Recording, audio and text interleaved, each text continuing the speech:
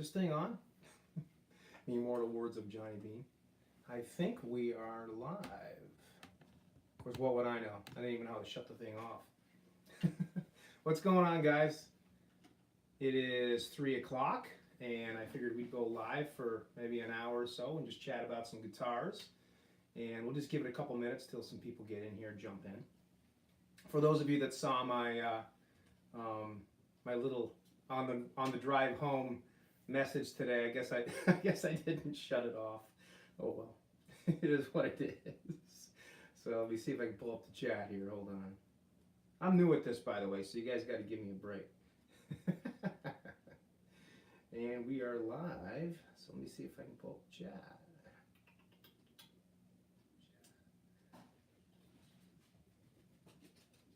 All right, here we go.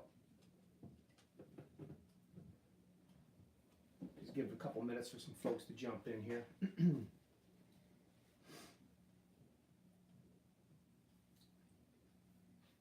Don't think we got anybody in here yet. Just give folks a couple of minutes.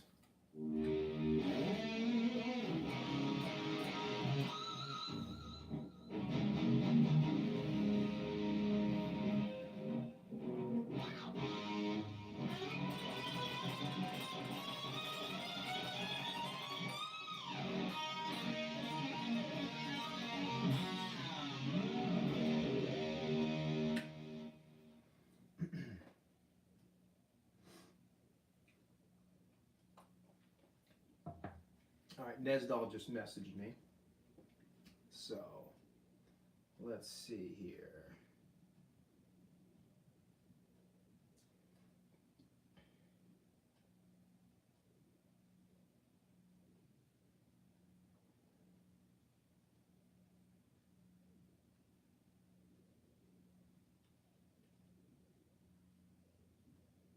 Just sending Nesdal a message here. That's okay. I don't think we got anybody in here yet anyway, so.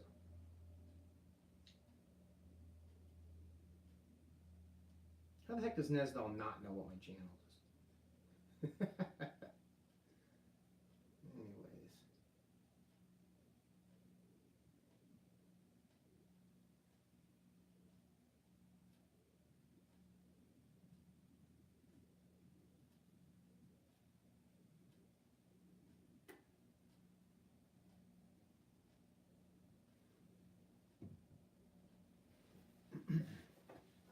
All right, well, nobody yet. Oh, actually, we do got one person. Looks like one person just jumped in. Who we got in here?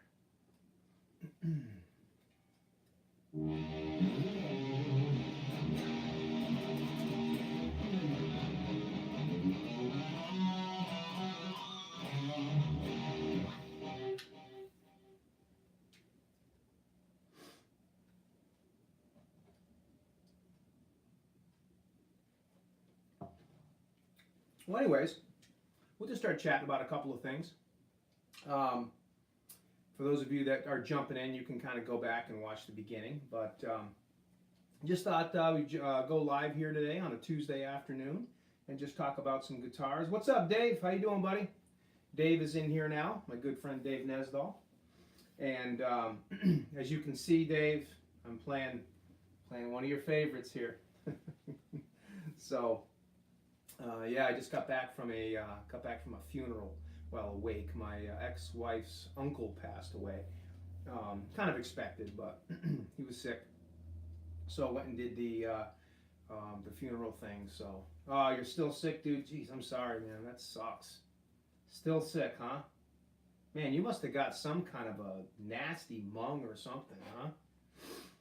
Man, that's crazy. Well, I'm gonna pull up the chat here. Wait a second, so I can see it on this screen. Whoops. Oh, here we go. Welcome to live chat. Yep, here we go. Okay. Some messages are visible. Some messages such as potential may not be visible.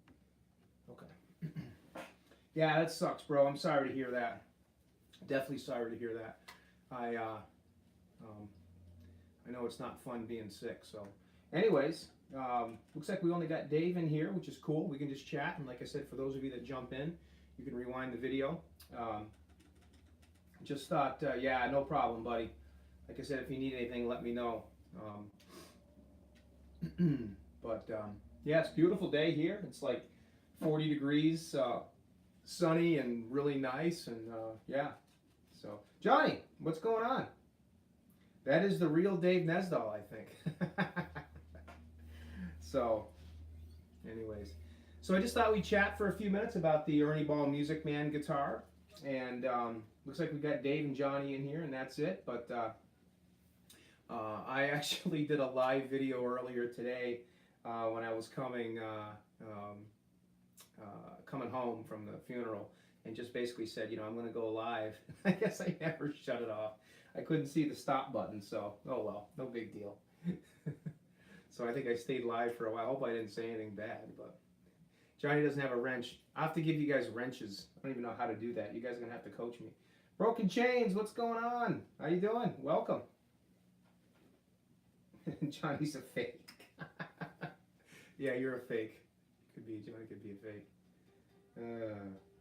What's happening, Broken Chains? How you doing? Yeah, we're just giving it a couple minutes till people get in.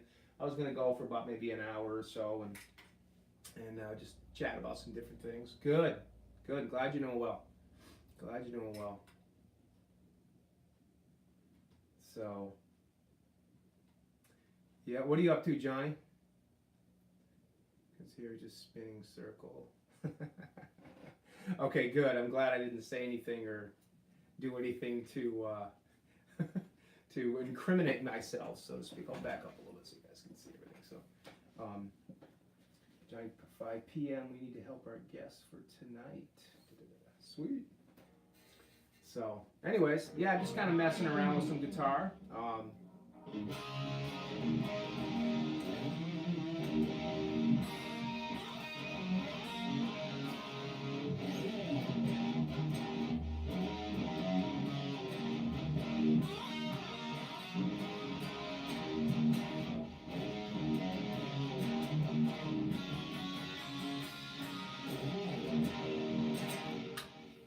Broken Chains. Let's see. Mitch, what's going on? How you doing? Good to see you, man. Just grabbed a black 2013 Les Paul Custom Light. Should be in soon. Very cool, man. That's awesome. That is fantastic. Can't wait to see it. Yep. In case you guys are wondering, normally when I play guitar, I play like this, or I'll just play standing up. But so you guys can see a little bit more of the body, I'll kind of play like this, so I can move around a little bit more. Have an appointment and it's raining, so I guess they'll split. Be back after 5:30. We can help out. Nice. Well, all right, Johnny. Like I said, it's beautiful weather here, man. So, so whatever's going on. Hey, Barney. What's going on? So, what are you guys up to? Mitch, what are you up to?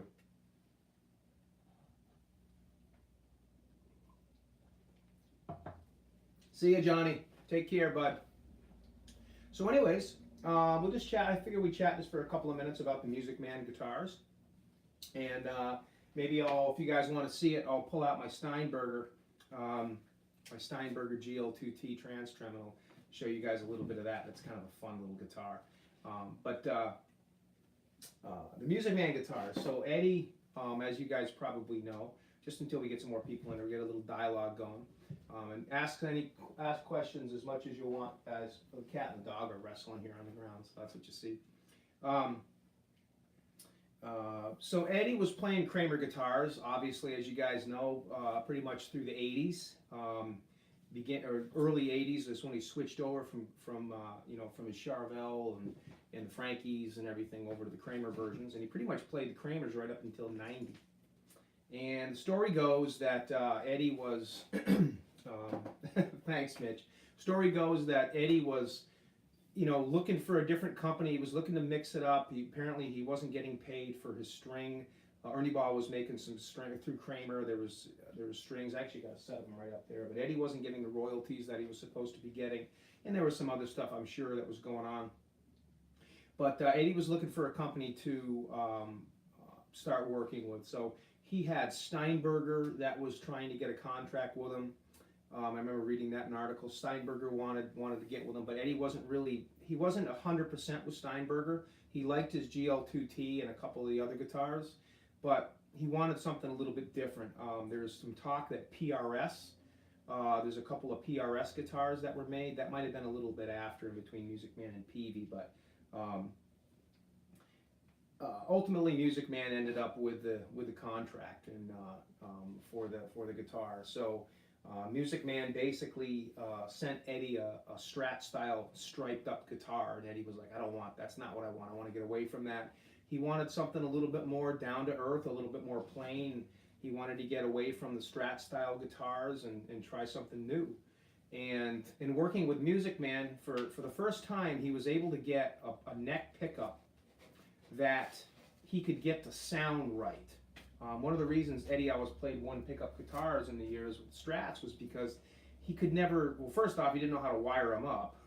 So just one volume knob to one pickup to the input jack, and that was it.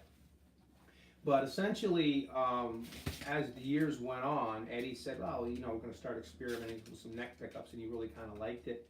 And he'd had guitars that had two pickups in the past, but he started to kind of find that sweet spot. So, Joey, get down, come on, get out. It's going to knock my computer over. So they put together the body for Music Man. There's some prototype bodies out there that had two singles and a humbucker, pretty cool.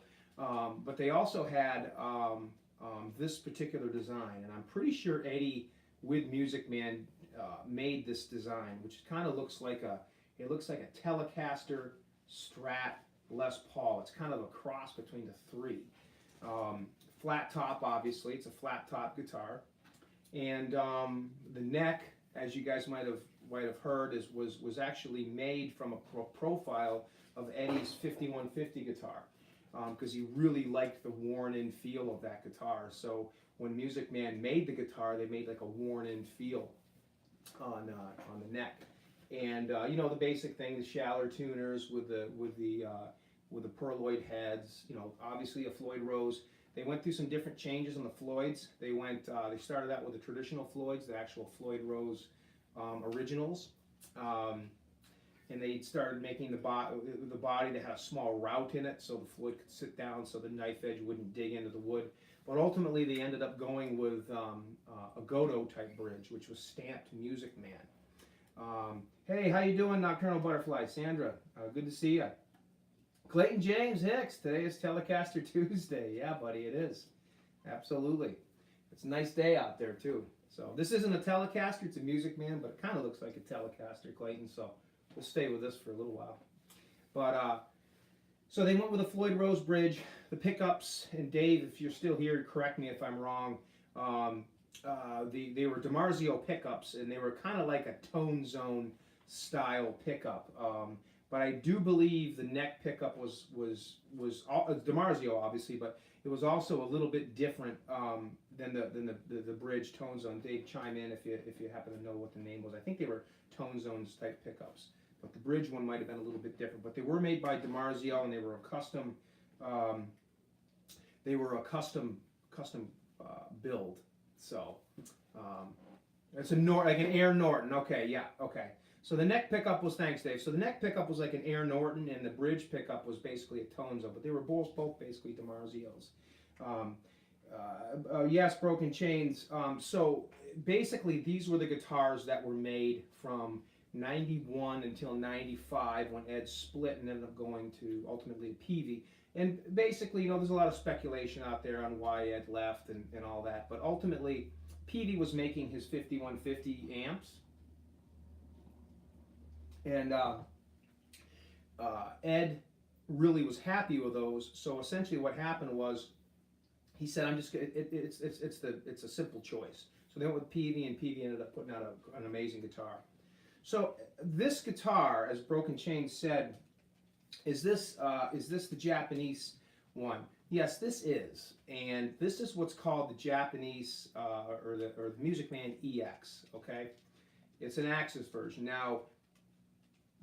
Originally, before they named the original Music Mans, the Eddies, the EVH Music Mans, they were called Axis. That name had been around even before Eddie's guitar came out. And there's a picture of Eddie on one of the guitar magazines where it just says Axis in black, kind of like the Axis is saying now.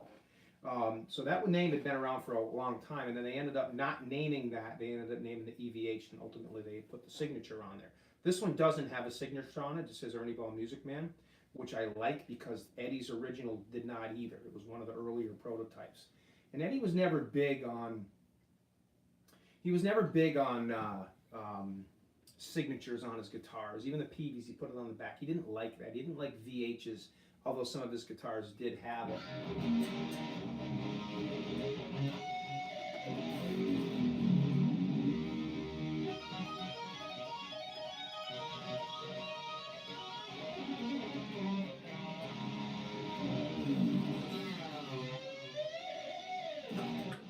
So anyways, yeah, I just got to do make a little bit of noise once in a while in between my talking. A, because it's fun. B, because it actually sounds good when you're not doing a hangout. So you just go live, actually the guitar sounds okay. And I learned that out the other day. So Eddie leaves in 96, beginning of 96, I believe the last Music Man went out the door in September of 95 is when the last Eddie went out the door. And then basically what they had to do is they had to change the name, and they went back to the Axis. And essentially what they did is they put a belly contour back here, which I actually do like. This one doesn't have it because it's an Eddie Van Halen style. And they moved the pickup selector back here. Okay, the body shape, pretty much everything else for the most part stayed the same, and they wrote Axis on the end instead of the signature. And there's some speculation that the necks were a little different. I've never been able to tell, and I've owned 3 or 4 original Eddies or Music Mans, and I've owned a few Axises. Excuse me, sorry about that, I had a phone call. And I've also owned some regular Axises and a few of the EXs. And I can't tell the difference. I really can't. But for the most part, they're exactly the same guitar. And I've learned a lot about these Axis guitars over the last maybe 6 months. And the reason for that is, even though I've owned them before, is because I just purchased this one about maybe 3 months ago, maybe. And Mully was one of the guys that actually helped me get it.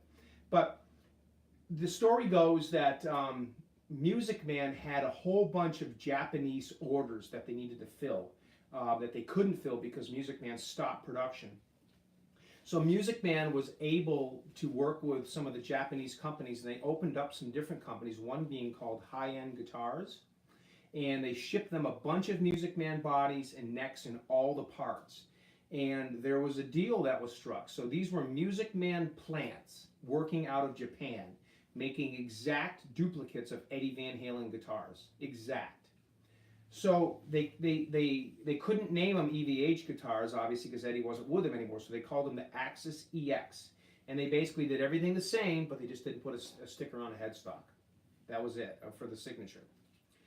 Same exact Godot bridges, same exact Air Norton in the neck and tone zone in the bridge. Same parts, same tuners, shallers, everything. Because they were original Music Mans. The bodies were basswood. They all had maple caps on them. But one thing they started doing was putting a very light veneer top over the maple caps. That's how you get this amazing quilt top on some of them. Some of them aren't quite this nice. My green one's actually pretty decent, but that's what was happening. You were seeing that, and essentially, sorry, getting text messages here. Essentially, these guitars are exact copies of the Eddie guitars to a T. There's nothing different. And I will honestly say that this guitar has to be the best playing Music Man I have ever had in my life. And I've owned, like I said, 3 or 4 Eddies. I've owned a couple Ambers, a few blue ones. And I've owned a couple of the EXs, and like I said, I actually own one Amber Axis, regular Axis.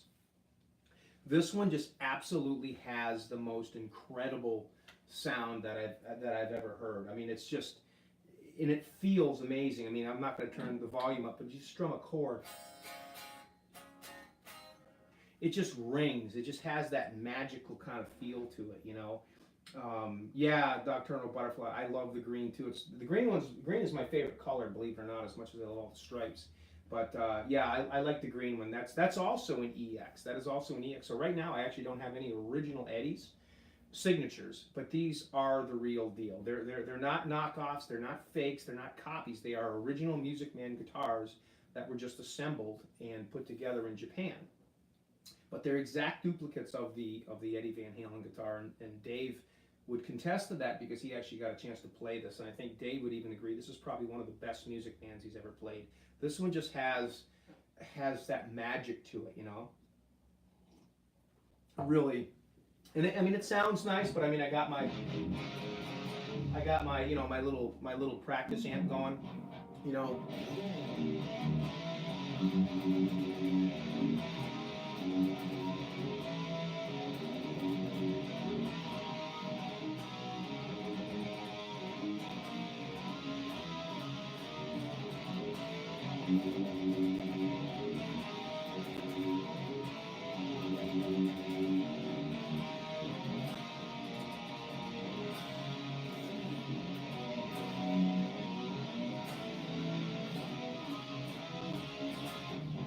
So it's really fun guitar to play. It sounds good, feels good. For me, the feeling is the yeah, I see the shoes back there too. Yeah, Todd. How you doing, Todd? The shoes are excuse me, the yeah, the shoes. You messed me up, dude. The feel of a guitar means so much more to me than actually. I have to feel the guitar first. If I don't feel it, it doesn't feel like it rings or it has that, you know, that. You guys know what I'm saying. You guys are guitar players. If it doesn't have that feel to it, then playing it really isn't as enjoyable. I'm lucky because all my guitars, they all feel good. Because it's taken me 20 something years to actually get a collection where I'm happy with all of them. I don't like them, I just sell them, get rid of them, or whatever. But at the same time, this one actually, and this one and my 5150 are probably the best feeling playing guitars. I mean, you can't see, but the action is super low. And it's just, I just really love it. What do we got for questions here? Dave, yeah, it's my favorite guitar you own. Yeah, I love it, dude. Let's see. Where did you get this one from? Daniel says. How you doing, Daniel? This guitar actually came from Ichibachi in Japan. And I had sold my original Music Man to stir up some cash. It was a great guitar, and I loved it, and it played fine. But I just wanted something, you know, I wanted to have the Music Man because I wanted to have one that was like Eddie's, and I can get one of these for half the price of what the original was. And it came from Ichibachi that actually was instrumental in helping me find that guitar and actually acquire it. He was awesome. And this is definitely, like I said, it's one of my favorites. Absolutely love it. I got the number 1 on it like Eddie had. He had a white one on the body, and he had a black one on the headstock, which is something I just found out pretty recently. But yeah, it's a great guitar. Like I said, it feels great. It's pretty cool. What did I do to it after I got it? Okay. Well, after I got it, I wanted to make it just like Eddie, so obviously the eyelets went in. And I flipped the humbucker. The 5150 decals were on there, but I put some different ones on because they weren't proper. They weren't spaced just right. I put some original wood screws for the Floyd post because Eddie's had that. I drew in with a marker, which would come right off, a route because Eddie's guitar had a route on it. And then I put an original Godo on, Godo bridge, Godo, however you want to pronounce it, which is basically what the Music Mans are anyways, but Eddie's was stamped Godo. And there's no signature on the headstock, obviously, which is more like Eddie's. And I put the Made in San Luis Obispo sticker on the back, like the real ones, because sticker on the back, like the real ones, because obviously these were made in Japan, so they didn't put that sticker on. Other than that, that's about... You know, that's pretty much about all I did to it.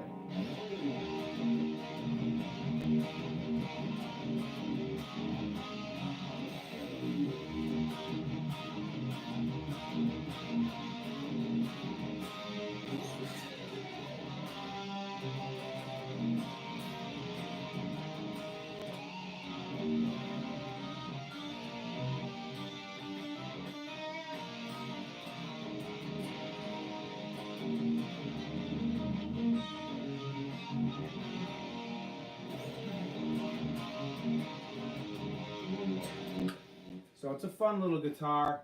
It's very lightweight, easy to play, and yeah. So that's the story behind this one. So what do we got out there? Can you raise those pickups? Um, well, yes and no. They're not like a Strat where they're on a spring-loaded thing. So basically, no is the first answer, but then again, yes, because if you want to raise them, all you would need to do is just build up, take the pup out, put a little, put some foam in there, or a little piece of wood underneath it, and you could raise them up. However, you really don't need to, because I mean, you could tell. I mean, the bridge pickup is, you can't even get it any closer. I wouldn't want it any closer. The neck pickup is spaced a little bit further away, because that's just how they designed it. So you could raise the neck pickup a little bit. But what I like about these guitars is the spacing. So like, if you flip to the neck, it's a real warm tone.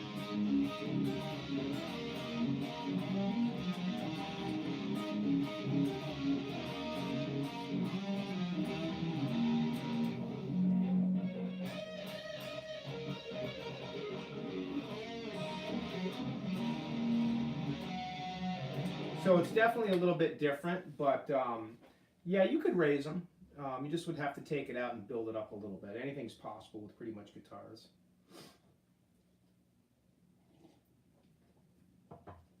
Broken Combs, Rob, do you play more Sammy songs with an EB Bernie Ball than Dave songs?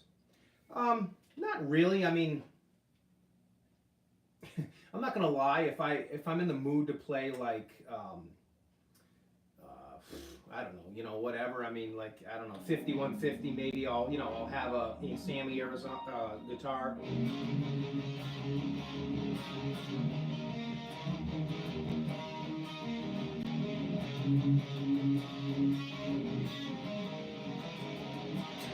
Or, I mean, but yes and no. I mean, when I sit down and I play, I don't really, believe it or not, I don't play as much Van Halen as I used to. I mean, I still play Van Halen, but I kind of been trying to do my own thing a little bit, after it's only taken me 23 years. But I mean, I love playing Van Halen, obviously, but I mean, sometimes, yeah, I mean, like, if I'll pick up the 5150, I'll play, some Sammy era songs, the Music Man's, but sometimes I'll play Roth stuff. I mean, like Roth, Sammy sang some of the Roth songs. Unchained, a few tours, and Ain't Talking About Love, You Really Got Me. So, I mean, yes and no. But you wouldn't want to raise the neck pickup. It's generally louder than the bridge just because of where it's on the guitar. Yeah, good point, Dave. Good point. And that kind of brings me back to, I mean, everybody's got different tastes in sound, but there's like Dave said, there's a reason why they space them that way. So there's kind of a method to their madness, so to speak. Yeah, it's a great guitar. I love it. Absolutely, it's one of my favorites. So let's talk a little bit about riffs and sound. What if you guys have any? Well, first off, do you guys have any other questions about this guitar? Anything you like? I'd highly recommend it. I mean, the Music Man Axis EXs are kind of in a hot demand now because everybody kind of knows about them. They've been kind of I wouldn't say a hidden gem, but in a way, yeah, they've been kind of a hidden gem for 20 years. I mean, I've known about them for a good 15 years, but they're just one of those guitars that just kind of stayed off the radar because nobody really knew what they really were until pretty recently. Now that we know they're original Eddie Van Halen guitars, essentially, not technically, but they're obviously they're in pretty hot demand. Ben Coombs, what's up, buddy? How you doing? Ben Coombs says, after hearing Dave Nesdahl talk about lowering the pickups down to get more of the Woods tone, I did it with most of my guitars. Yeah, yep. And I'll say Dave actually raised my Fernandez Sustainer a little bit on my PV Wolfgang Sustainer guitar. And I'm glad he did because it gets a little bit better sound now. And Dave's very good. Like I've given him credit before. He's very good about setting guitars up, but he's also very good at understanding, levels of things and how things work. And a lot of it's through trial and error, but a lot of it's just because he understands the principles of how a guitar works and sounds. Broken Combs, besides Eddie, which artist guitars would you start collecting from? You mean like playing or just collecting music from? Because I pretty much like them all. I mean, I love Satch, Vi, George Lynch, Warren DeMartini. I love Stevie Ray Vaughan. I like some of the Joe Perry. I mean, I'm pretty much a massive fan of any really good guitarist. I love Buckethead. Just because of his style. And Yngwie, Yngwie, obviously. I really love a lot of these guys because they're just incredible musicians, for sure. Does the neck heel get in the way? Actually, no. Because this guitar, it's actually cut away, if you can see it. It's got a little bit of a cutaway. And this was the first time they started doing that with the Eddie guitars, because the Strat doesn't have that. And I don't mind playing the Strats. I love it. But this just feels so comfortable, especially when you get up there, high on the neck. You can really... How'd that go, Hot for Teacher?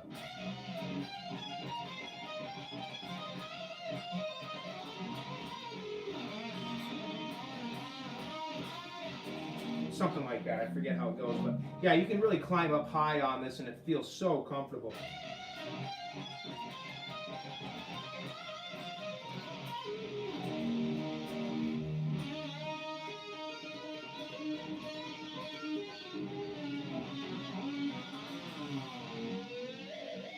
Yeah, it really does.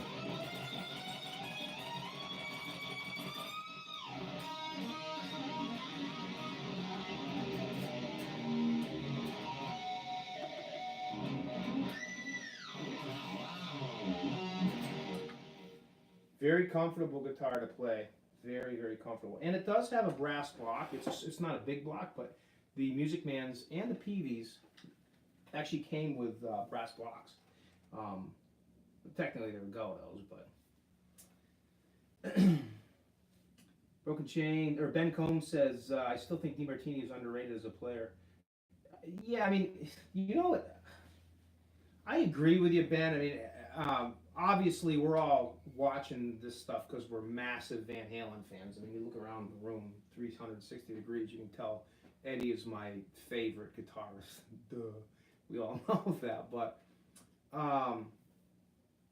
I think, as much as I love Eddie, I'm going to go out on a limb and I'm going to say this. Eddie changed the sound of guitar. He was the next Hendrix. Better, or, was he better than Hendrix? And that doesn't matter. It's music theory, not music fact. There is no best, I don't believe. There's good technicians, but in my opinion, as much as I love Eddie, he's my favorite guitarist, he is not the best guitarist out there. You get a guy like Yngwie or DeMartini, I believe those guys are actually better guitarists than Eddie. They're more technically proficient. They can do sweep picking, which I can't even do. I've done it by accident a few times, but Eddie is not your classic shredder. He really isn't. Eddie can pick fast. He can, I don't think I can do it, but.